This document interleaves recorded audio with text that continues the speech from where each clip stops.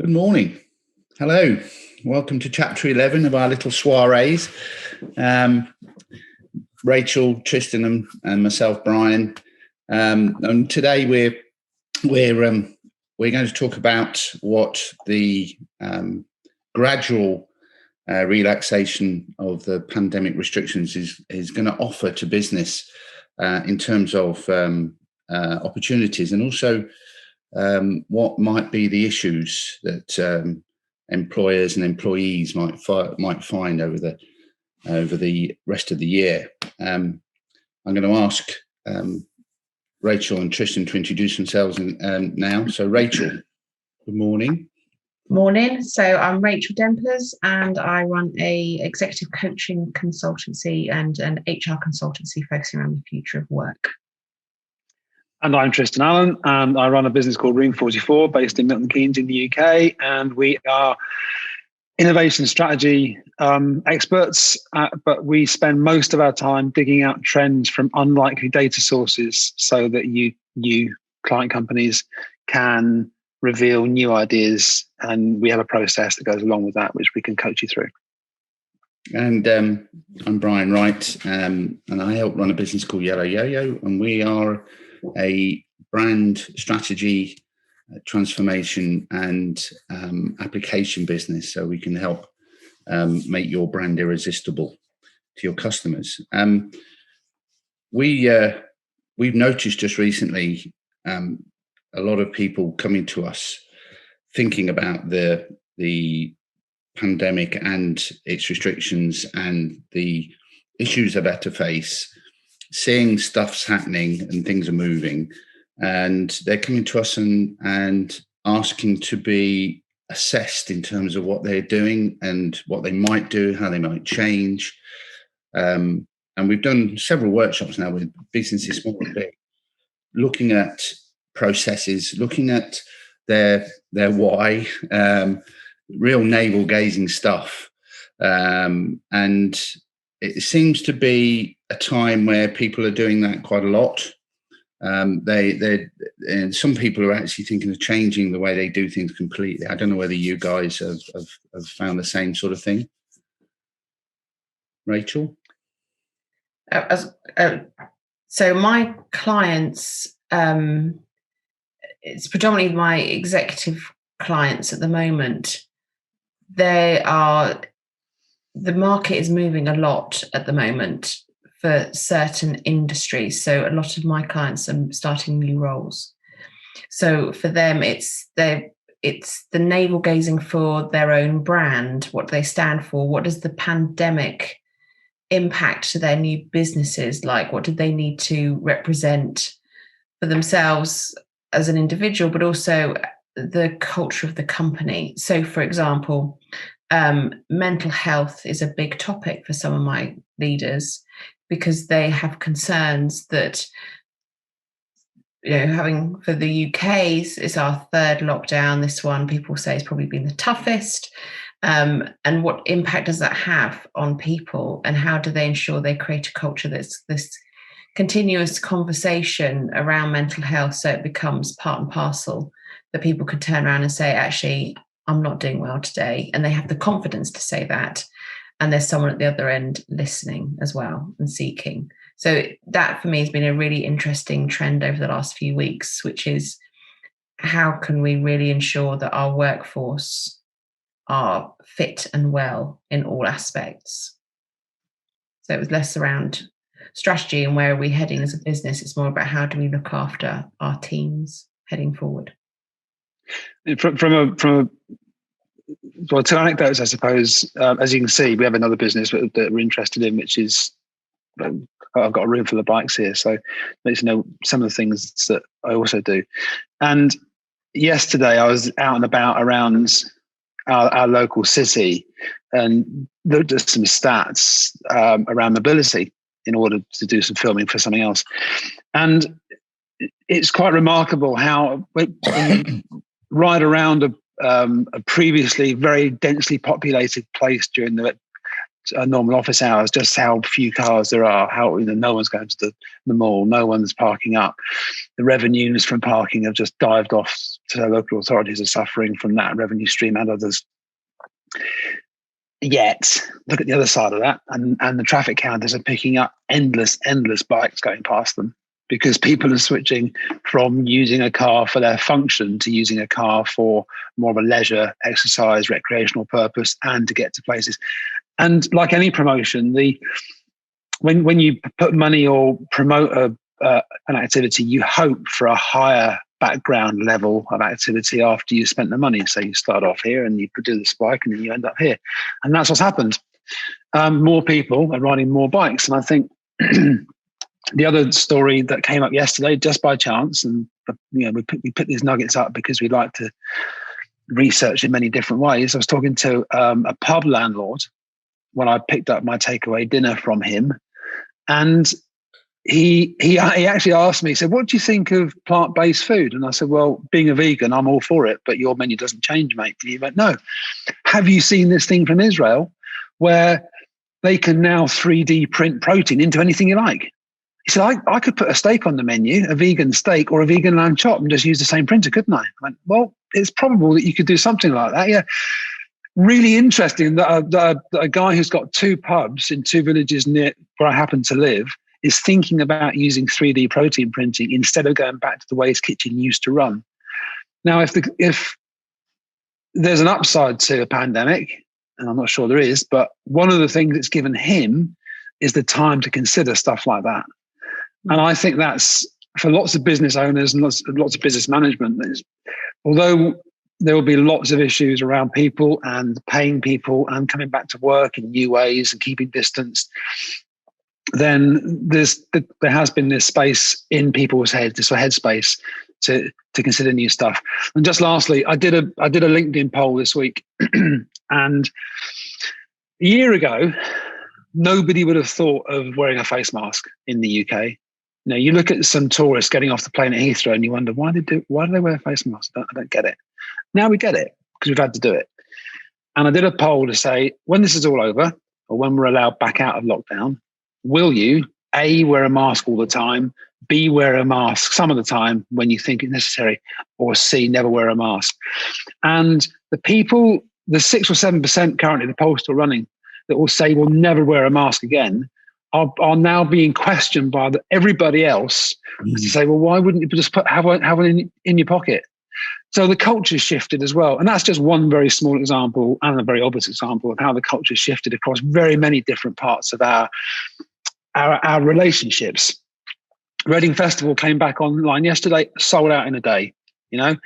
Lots of 17-year-olds are going to be going to Reading Festival at the end of August. Be interesting to see what that COVID spike looks like afterwards. But we crave that social contact, and teenagers crave more physical social contact than maybe we do. But you know what I mean? Is how do we have a relationship? Do we shake hands? Do we kiss?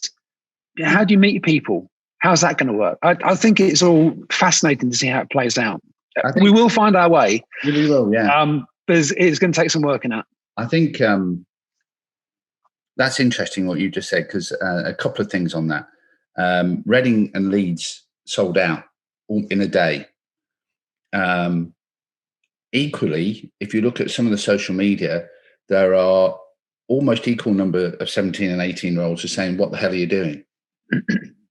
Why are you doing that?" So there's lots of people who have ploughed in and thought, "What a great," and there are equally lots of people, which matches what you're saying, Tristan, about people thinking differently, culture shifting, are saying this is just ridiculous.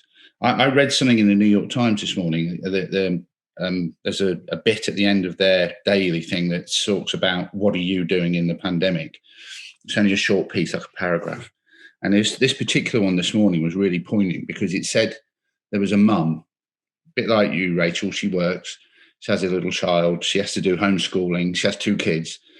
And she said, "I spend my day looking for rubber bands and crayons, and we're doing projects every single day. And then I make lunch, and then we do some more things in the afternoon, and then I read about people who are going to football matches and going to pubs. Then I'll get angry, and then I make dinner, and then I go to bed. And what she's saying is, I'm staying at home and I'm looking after my kids.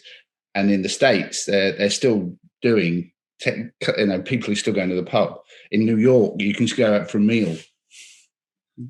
Very different, because they've coped with it in a different way. And I was thought when I read that, I thought, what a powerful little paragraph to talk about.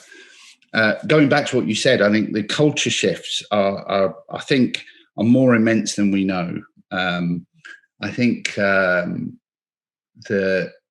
the polarizations that always are in culture that we've seen over the last year. So polarizations around Black Lives Matter, polarizations around the Me Too, and in France the Me Too again with the incest thing that's going on over there at the moment, and then probably the two most important ones are the ones around family, because we've lived with our families for so long, and the ones around self, which is why, Rachel, I think you're getting people asking their questions that they're asking.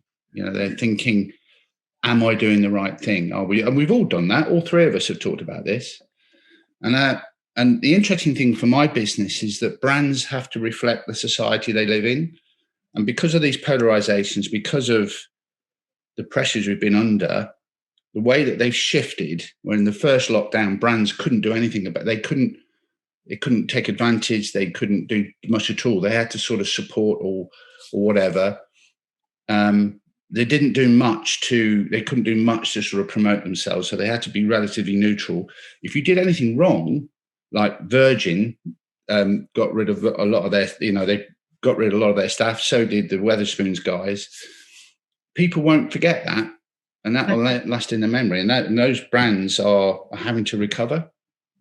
And I think these cultural shifts are, and it'll happen again when we get to the end of March if Mr. Sunak doesn't extend furlough, and all of a sudden I saw a Bank of England presentation last week, and they reckon that unemployment will shoot up to around 7% by the time all that finishes.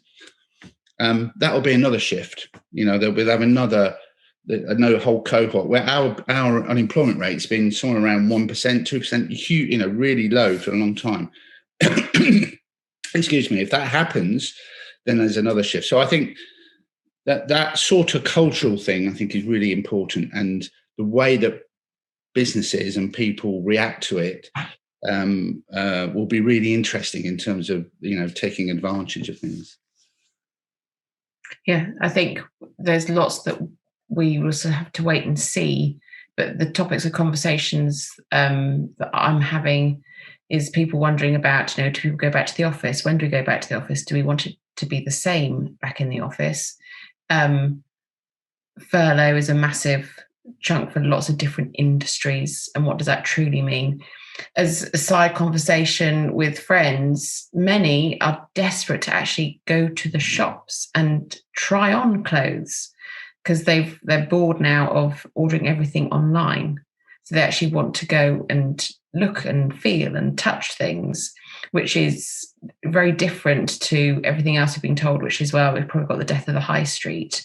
But just as side conversations, lots of people are looking to go out and do something, not just sit at home and wait for another order to be delivered at their front door, because they will be able to go out. So I think we've got lots of different areas which I'll be very interested to see what will happen. I think we just got lots of change occurring. I think there's an element of recognising the bleeding obvious, to be honest. I think I had this conversation with my daughter. She'll come down for breakfast and say, "Is it cold outside?" I go, "Well, you know what? You can look at your app, all right, and see what it's going to be like this afternoon. Or you could just step outside and see what it's like before you decide if you're going to put a coat on." there are people, there are offices that have been populated right through this, or some people keeping a skeleton staff going, and there are some that aren't. There's a place I drive around like you do, and we see stuff. And there's a building on the corner here which has got one floor that's been black for a year, and that the people haven't been there. Now, I'm pretty sure, because I know their particular business, that they're going to end up going back to their head office, and this particular satellite office won't reopen. People may not be able to work, but they're not going to go back to an office situation, so their life has changed. Virgin laid people off. British Airways have got people on furlough. Pretty sure at the end of this, British Airways will lay people off. And the furlough money has been spent for no good reason other than to keep the people in some sort of income during that period of time. It's possible that when Wetherspoons laid people off and the guy I was just talking about didn't, he tried to keep people going. Wetherspoons will be a brand at the end of this, and maybe this local publican wouldn't be, because he's spent his money already on trying to keep everybody happy. The hard-nosed business decisions that have been made already will pay back. The people that have maybe tried to eke it out and keep going, they may struggle a bit more. I don't know yet. None of us can. Everybody's situation will be different. New Zealand, as an example, compared to the UK, we've had a really bad COVID period, lots and lots of deaths, which is awful. And yet we're still going to open the skies up to people coming in and out. And we have people moving in and out because we have truckers across the water from the Europe mainland. New Zealand's had it pretty easy. They locked the place down. Anybody that came in was sent into a hotel for a fortnight, and there was rigid. There was no messing about. Mm-hmm. And so the incidence has been very low. Open the skies up, that's going to change. New Zealand probably has got a COVID to come because tourism will be reopened. We're not all in the same place on the curve, so we can't lay down rules and regulations and standards for all of us. We're going to have to react to the situation as it develops. And when you're a government, you're trying to manage everybody. When you're a business, you're trying to manage your bit of everybody, and that's the difference. Depending on how big your business is, you can be more fleet of foot than, or a smaller one can be more fleet of foot than a larger one. And the larger one's going to have difficulty imposing new rules because there are more people to please. But that's how it's going to be. And yeah, like I said, like you both said, we don't know yet, but there is an element of open your eyes to the reality of this, because if you haven't done enough to change what's going to happen in your business going forward, if you think it's going to go back to anything like the way it was, take another look at that, because it may not be the case. I agree. I think people are falling into three camps. There's those that are doing what you've just said, Tristan, who are thinking about how can it be different, both on a personal level. Rachel's coaching some of those.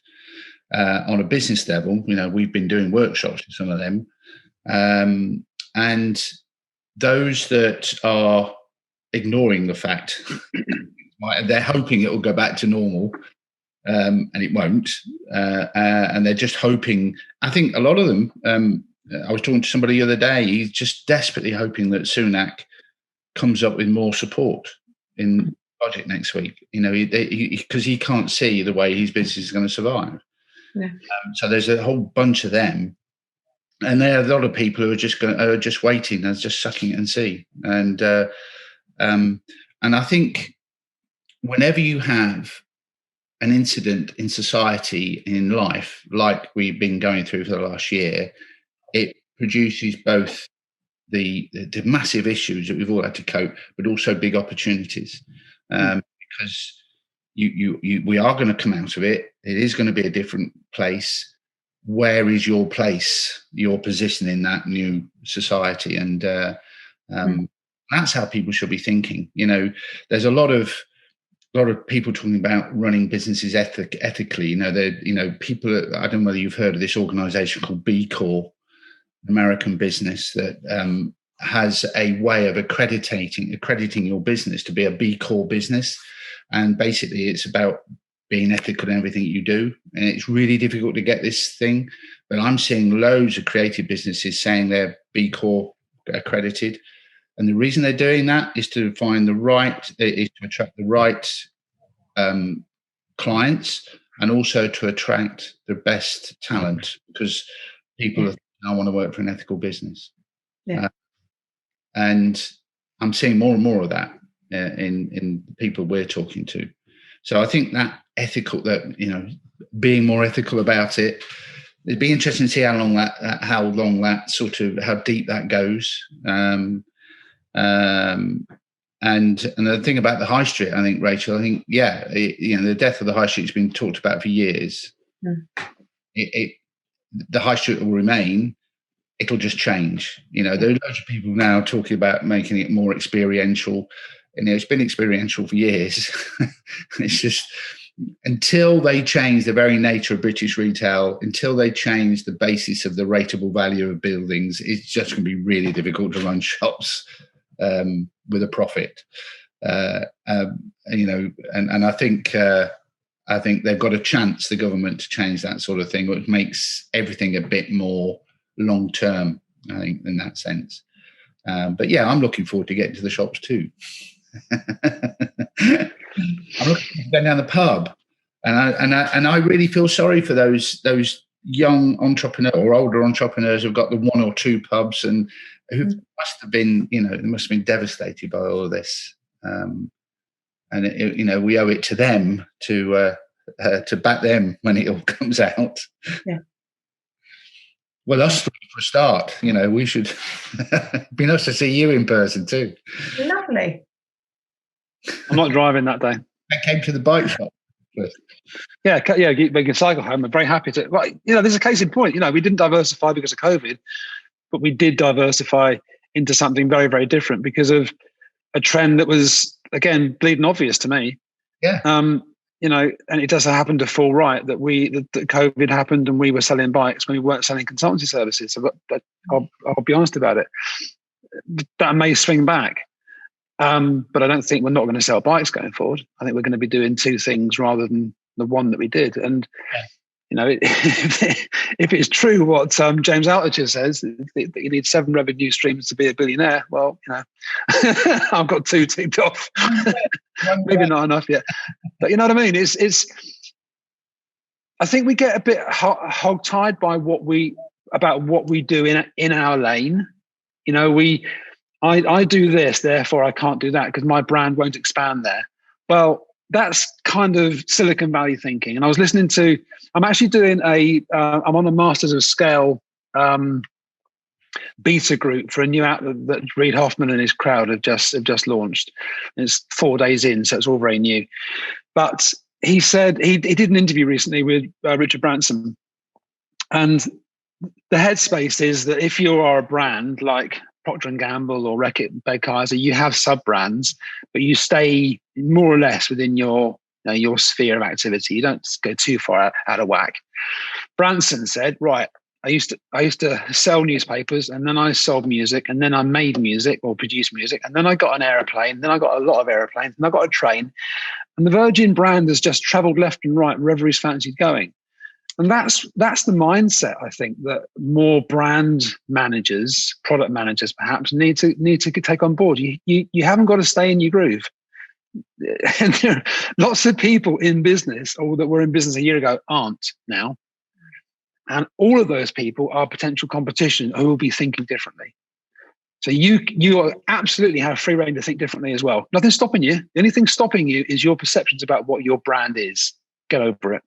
Yeah, no, I agree with that. But I think Branson is a particular place at the point. We've worked for Virgin for many years, and the reason that they can diversify in the way they did was that the way they handled the ideas.